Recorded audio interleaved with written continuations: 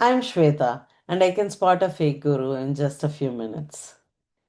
I'm a CIAYT certified yoga therapist, and yoga keeps me connected to truth. In this video, I am going to do three things. One, show you why a video by Jay Shetty set off every alarm in my body. Two, expose how the coaching industry turns a single personal epiphany into an expert. And three, give you three ways to choose real support and avoid being misled. Those three are at the end, so stay with me if you have ever wondered, can I actually trust this coach or guru? As women, our energy naturally fluctuates. When you add young children and a relationship that needs repair, we often end carrying the emotional weight of the family. It is exhausting. So, when a friend shared a video on boundaries and saving energy, I thought maybe this will help. The topic sounded helpful, but the moment I saw the preview, something in me recoiled. Usually, a preview pulls me in. This time, I felt repulsed. I tried to override that feeling. Told myself, he is successful. Isn't he the one on stages with Tony Robbins and Dean Graziosi? Surely there must be some substance. As I pressed the play button again, I started some tapping exercises.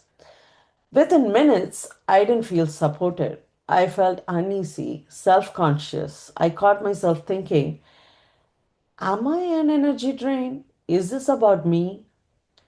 My connection with my body and breath helped me recognize in that moment that this content was not bringing clarity, it was creating self doubt.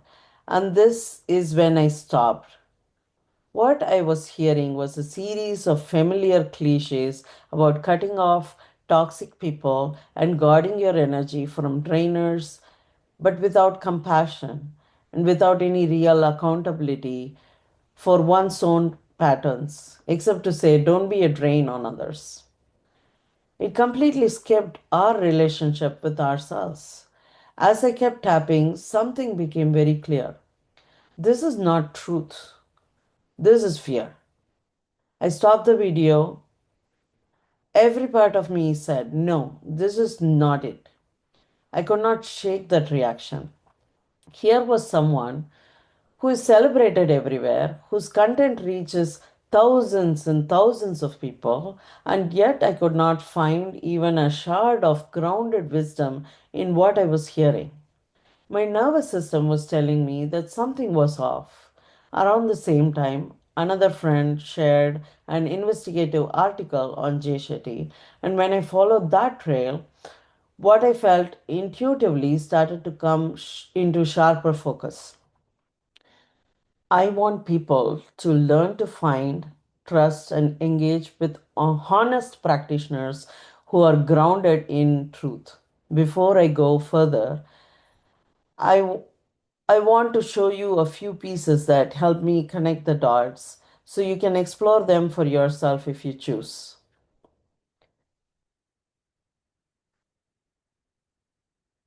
This is the original video by Jay Shetty on boundaries and saving energy.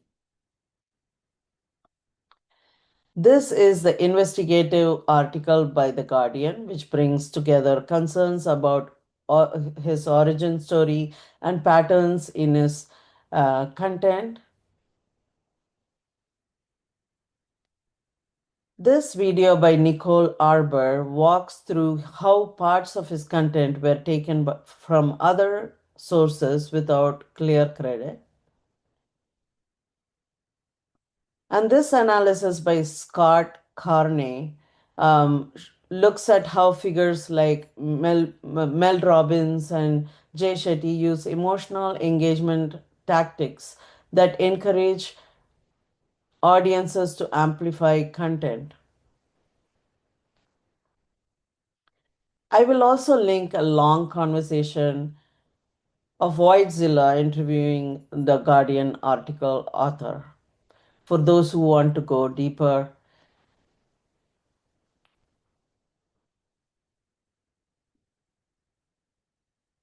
All of these are in the description, so you don't have to go through anything, everything, but I want you to have enough for you to explore this rather than just taking my word for it.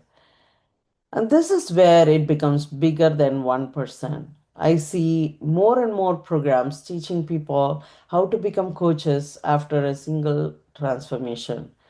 They are sold a dream. You are helping people, you are creating impact. Others are making millions. Why not you? But what I'm seeing is this: a bypass of rigor where marketing replaces depth and personal success replaces training. Untrained, ungrounded individuals are entering the space with strong sales skills but very little depth. And people in pain often cannot tell the difference. This does not just mislead people, it clutters the space with noise and delays real healing. Another thing I strongly disagree with is this idea: do not explain the process. Clients will not understand. That may work for sales, but my goal is not to close a sale. My goal is to help people reconnect with their inner wisdom, and that requires clarity, not manipulation. This is where rigor matters. Fields like yoga therapy, acupuncture, physical therapy, psychotherapy, nursing, social work all have standards, ethics, and continuing education requirements in place to protect people.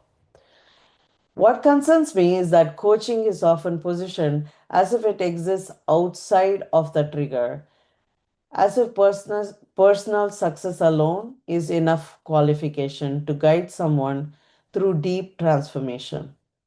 For me, this was not instant.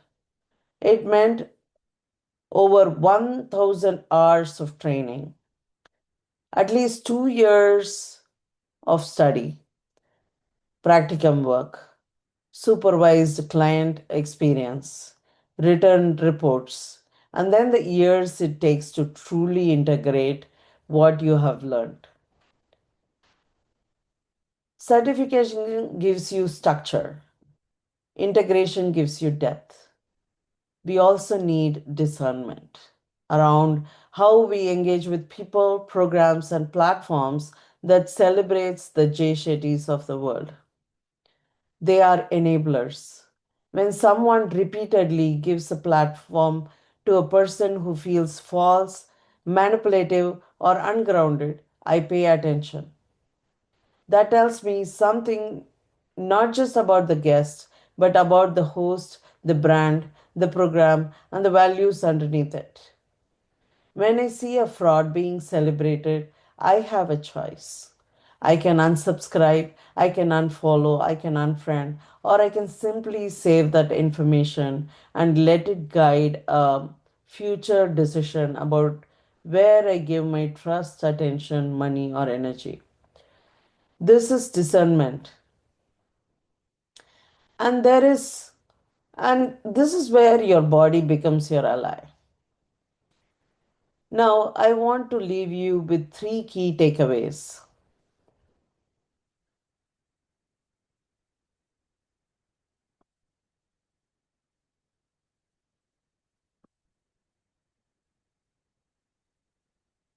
Real credentials. If you're seeking support, ask real questions. Where did they train? How long did they train? Is that program accredited? Is the certifying body recognized by the larger field?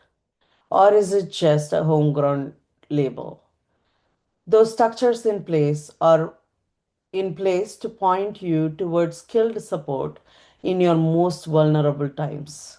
And if you're someone who feels called to help others because you've had a powerful transformation, honor that calling seriously. Get trained first, build depth first. The business training can wait. If you are already in a coaching or business program, slow down. Focus on skill building, ethics, supervision, and real world experience before stepping out to guide others. You do not have to become visible immediately.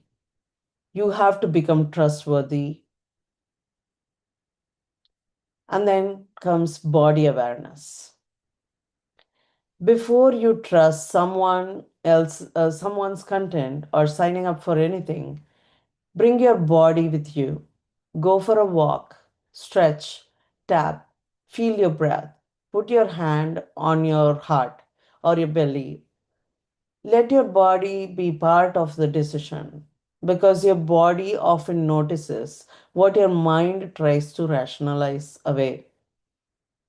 And this is how I knew something was wrong in that Jay Shetty boundary video. Self compassion. If you have trusted the wrong teacher, coach, program, give yourself grace. Many people make those decisions while lonely, overwhelmed, vulnerable, or desperate for relief. And that does not make you foolish, it makes you human. You may not get your money back, but you can reclaim your discernment. You can get clear about what does not sit right. You can protect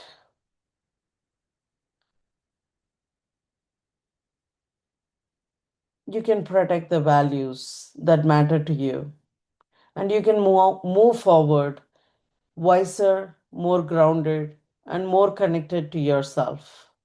If this resonated, share this to raise awareness in your circles. Thank you.